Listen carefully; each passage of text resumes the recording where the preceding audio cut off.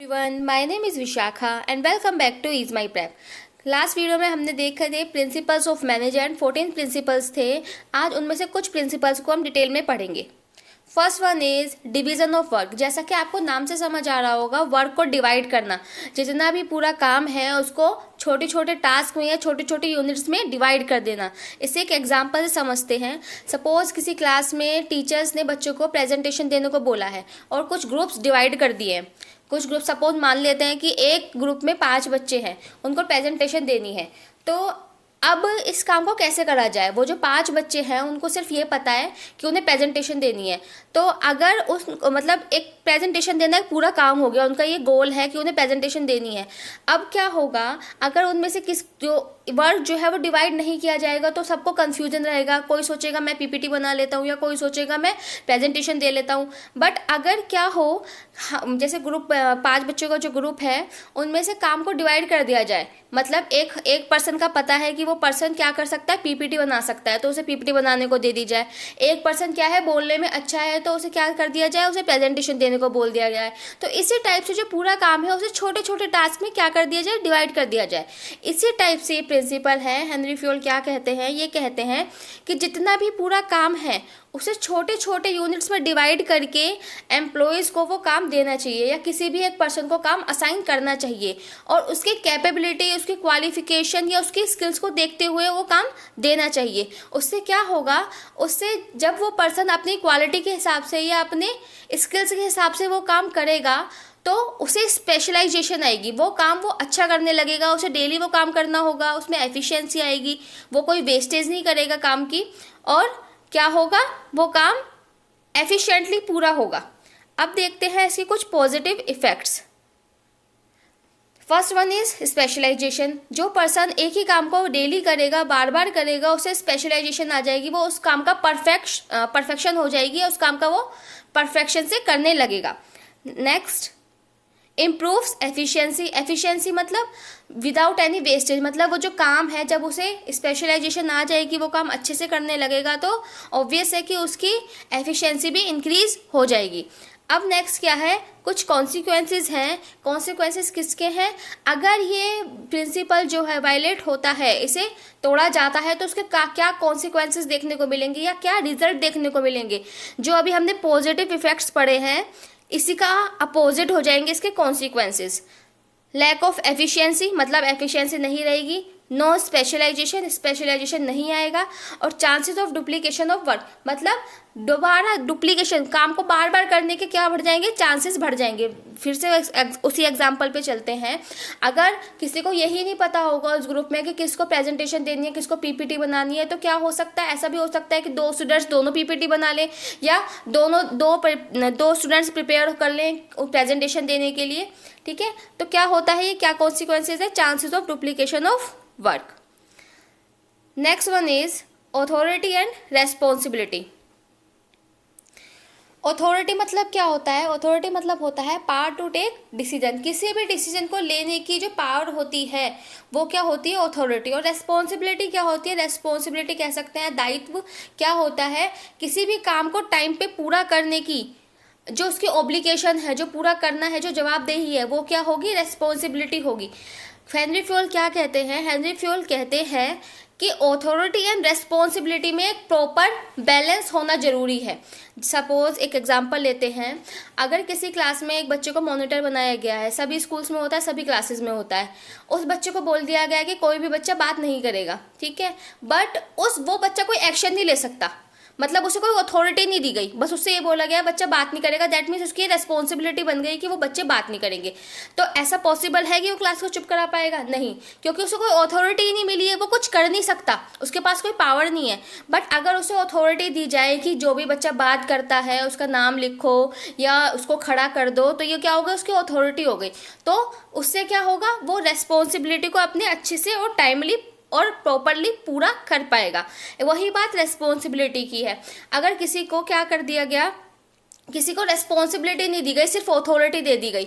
मतलब क्लास में वही मॉनिटर वाला एग्जांपल लेते हैं, अगर बच्चे को बस अथॉरिटी दे दी कि जिसका मन करे तुम उसको चाटा मार सकते हो या जिसको मन करे खड़ा कर सकते हो, और रेस्पॉन्सिबिलिटी कुछ नहीं है, बच्चे बोले ना बोले कोई प्रॉब्लम नहीं है, तो क्या होगा, उससे भी कंफ्यूजन क्रिएट होगा। मतलब कोई बस वो अपनी पावर का गलत इस्तेमाल करेगा वो बच्चा, क्योंकि उसे पावर मिल गई है पर उसकी रेस्पॉन्सिबिलिटी कुछ नहीं है। मतलब बच्चे बाहर जाएं या बच्चे बोले, उसकी कोई रेस्पॉन्सिबिलिटी नहीं है। तो क्या कहते हैं हेनरी फ्यूल, कहते हैं कि अथॉरिटी एंड रेस्पॉन्सिबिलिटी में एक बैलेंस होना जरूरी है। आगे देखते हैं पॉजिटिव इफेक्ट्स क्या होते हैं इस प्रिंसिपल्स के। नो मिसयूज ऑफ अथॉरिटी, जब बैलेंस रहेगा अथॉरिटी एंड रेस्पॉन्सिबिलिटी में तो कोई भी गलत फायदा नहीं उठा पाएगा अथॉरिटी का। Next, helps in meeting responsibilities on time without any delay. जब क्या होगा, फिर से वही बात कि जब बैलेंस होगा इन दोनों के बीच में तो क्या होगा, रेस्पॉन्सिबिलिटी टाइम पे पूरी हो पाएगी। क्यों? क्योंकि वो उस काम को पूरा कराने की पावर भी रखता होगा वो पर्सन। तो क्या होगी, helps in meeting responsibilities on time without any delay. अब कॉन्सिक्वेंसेस क्या होंगे अगर ये जो प्रिंसिपल है वायलेट होता है, इसे कोई तोड़ते हैं या इसे फॉलो नहीं करते, तो क्या क्या रिजल्ट होंगे, वही सेम इसके अपोजिट। डिले इन वर्क, काम में डिले होगा। Miss use of authority and overburden भी होगा। क्यों? क्योंकि किसी के पास ज़्यादा रिस्पॉन्सिबिलिटी है, किसी के पास कम है, किसी के पास अथॉरिटी ज़्यादा है, तो क्या हो गए, कंफ्यूजन और क्योस की सिचुएशन क्रिएट हो गई और कुछ लोग ओवरबर्डन हो जाएंगे, कुछ लोगों को बिल्कुल ही काम नहीं होगा, तो इसलिए क्या होगा, ओवरबर्डन भी होगा। Next, discipline. यहाँ पे जो डिसिप्लिन की बात हो रही है, ये डिसिप्लिन वो वाला डिसिप्लिन नहीं है जो स्कूल्स में होता है कि लाइक स्ट्रेट खड़े होना है या टाई लगा के आना है या प्रॉपर ड्रेस को या यूनिफॉर्म को पहनना है। यहाँ पे जो डिसिप्लिन का मतलब है वो क्या है, general rules and regulations for systematic working. मतलब प्रॉपरली काम करने के जो जनरल रूल्स एंड रेगुलेशंस हैं उनके लिए डिसिप्लिन वर्ड का यूज़ यहाँ पे किया गया है। हेनरी फ्यूल क्या कहते हैं, हेनरी फ्यूल कहते हैं कि एम्प्लॉयज़ का जो कमिटमेंट है वो ऑर्गेनाइजेशन के लिए होना बहुत ज़रूरी है और एम्प्लॉयज़ के अंदर डिसिप्लिन का होना ज़रूरी है। मतलब उन्होंने कोई कमिटमेंट कर दिया, सपोज एक ग्रुप को काम दिया गया, एक यूनिट उन्हें कंप्लीट करनी है, तो उन्होंने कह दिया कि ठीक है हम 2 दिन में कर देंगे, तो ये उनकी रेस्पॉन्सिबिलिटी, ये उनका कमिटमेंट हुआ कि वो 2 दिन में काम पूरा कर देंगे। बट अगर वो ऐसा नहीं करते तो क्या होगा, ये उन्होंने डिसिप्लिन को फॉलो नहीं किया, जिसकी वजह से ऑर्गेनाइजेशन में क्या होगा, कंफ्यूजन क्रिएट होगा, वही अगेन क्योस क्रिएट होगा और ऑर्गेनाइजेशनल गोल जो है वो अचीव नहीं हो पाएगा। इसलिए डिसिप्लिन का होना जरूरी है। और डिसिप्लिन सिर्फ सबऑर्डिनेट्स पे होना जरूरी नहीं है, ये सुपीरियर सबऑर्डिनेट जितने भी एम्प्लॉयज़ काम कर रहे हैं ऑर्गेनाइजेशन के अंदर, सबके अंदर ये डिसिप्लिन का होना उतना ही जरूरी है। अब इसके पॉजिटिव इफेक्ट्स देखते हैं। First one is systematic working. जब डिसिप्लिन रहेगा, सब लोग अपने कमिटमेंट को सीरियसली लेंगे, जो उन्होंने बोला है वो काम करेंगे, जो उन्हें काम मिला है वो टाइम पे पूरा करेंगे, तो ऑब्वियस है कि सिस्टमैटिक वर्किंग होगी। नेक्स्ट क्या है, इम्प्रूव्स एफिशिएंसी। इम्प्रूव्स एफिशिएंसी वही कि जब कमिटमेंट कोई हमने दिया, जैसे सपोज हमारे साथ बहुत बार होता है कि हम बड़ी बड़ी बातें बोल देते हैं कि ये काम तो हम कर देंगे, ये काम तो हम कल तक पूरा कर देंगे, तो उस काम को लेके हम सीरियस हो जाते हैं क्योंकि हमारे अंदर कमिटमेंट वाली फीलिंग आ जाती है, हम डिसिप्लिन रहते हैं और वो काम हम सबसे अच्छे तरीके से करते हैं, तो वही क्या है, एफिशिएंसी आती है उस काम में। तो क्या होता है, इम्प्रूवमेंट इन एफिशिएंसी। कॉन्सिक्वेंसेस क्या होंगे, इसके अपोजिट होंगे पॉजिटिव इफेक्ट्स के, disorder, confusion, chaos, wastage of resources and delay in work. Next, unity of command. Unity of command में हेनरी फ्यूल कहते हैं कि जो एम्प्लॉयज़ को ऑर्डर देने वाला पर्सन होगा वो सिर्फ एक होगा। मतलब जो एम्प्लॉयज़ को जो ऑर्डर मिले वो सिर्फ एक बॉस से मिले। अब इसे थोड़ा सा हम अपनी डेली लाइफ से कनेक्ट करते हैं। सपोज हमारे पेरेंट्स की लड़ाई हो गई, मदर फादर की लड़ाई हो गई है। अब क्या है, मदर ने एक काम बोला कि ये काम करो, फादर ने क्या बोला कि ये काम करो।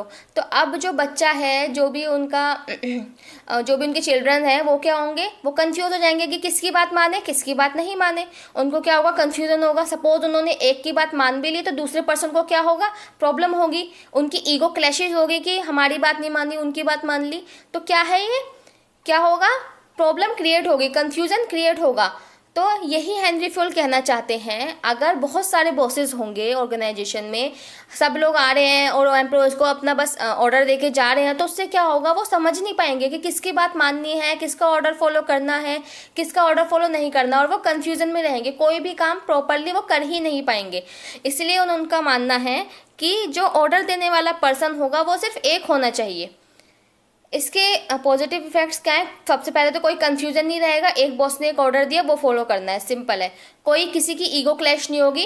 क्यों ईगो क्लैश कब होती है? जब दो या दो से ज़्यादा लोग हैं जो ऑर्डर दे रहे हैं, किसी एक का फॉलो कर लिया, दूसरे का फॉलो नहीं किया, तो उसको क्या होगी, प्रॉब्लम होगी कि मेरी बात नहीं मानी, मेरी बात नहीं सुनी। इसी टाइप से ईगो क्लैश नहीं होगी। कॉन्सिक्वेंसेस क्या होंगे अगर ये फॉलो नहीं करते या इसके वायोलेशन होती है, तो इसके कॉन्सिक्वेंसेस क्या होंगे? कन्फ्यूजन क्रिएट होगा, एम्प्लॉयज़ को समझ नहीं आएगा कि वो किसकी बात सुने और किसकी बात नहीं सुने, ईगो क्लैशेस होगी, difficulty in maintaining discipline, discipline maintain नहीं हो पाएगा। क्यों? क्योंकि काम ही प्रॉपर नहीं हो पाएगा, कोई कमिटमेंट नहीं कर पाएगा तो काम पूरा नहीं होगा। और एक पॉइंट हम और कह सकते हैं कि सबऑर्डिनेट्स को क्या हो जाएगा, सबऑर्डिनेट्स को एक चांस मिल जाएगा क्या करने का, अपनी रेस्पॉन्सिबिलिटीज से बचने का। क्यों? क्योंकि अगर सपोज बहुत सारे बॉसेज हैं और बहुत सारे बॉसेज आके ऑर्डर दे रहे हैं, तो वो एक्सक्यूज़ बना सकते हैं कि हम उनका काम करने में बिजी थे इसलिए हम आपका नहीं कर पाए। तो क्या होगा, अपनी रेस्पॉन्सिबिलिटी से बचने का उनको क्या मिल गया, एक तरीका मिल गया। ये भी किस में आ सकता है, कॉन्सिक्वेंसेज में आ सकता है। Next, unity of direction. Unity of direction मतलब इस पॉइंट में, इस प्रिंसिपल में हेनरी फ्यूल कहते हैं, one unit means one plan, मतलब एक यूनिट का एक ही प्लान होना जरूरी है। एग्जाम्पल से समझते हैं, अगर कोई ऑर्गेनाइजेशन बहुत सारे प्रोडक्ट्स बना रही है, वो क्या बना रही है, वो मेडिसिन भी बना रही है, वो कॉस्मेटिक भी बना रही है, तो उसको क्या होगा, मतलब सभी जितने भी प्रोडक्ट्स हैं उनका अपना अपना मार्केट है, उनकी अपनी अपनी प्रोडक्शन लाइन है।